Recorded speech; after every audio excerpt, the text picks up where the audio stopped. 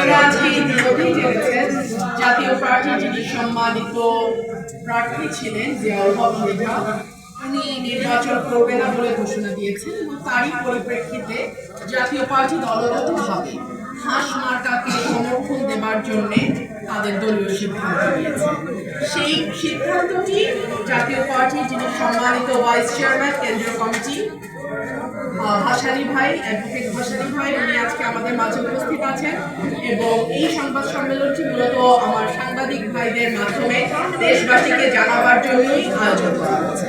আমি তো সেটা এত আগে বলতে পারবো না, আগে আমাকে নির্বাচন করতে হবে, জয়যুক্ত হতে হবে, তারপরে এই সিদ্ধান্ত। কিন্তু আপাতত আমাদের সামনে, সকলের সামনে একটা বিরাট জাতীয় নির্বাচন 12 তারিখে হতে যাচ্ছে এবং এই নির্বাচনে যাতে কোনোভাবে বেশি শক্তি, কালো টাকা, ভয় ভীতি, হুমকি ধমকির কারণে কোনো যোগ্য প্রার্থী ভোটারের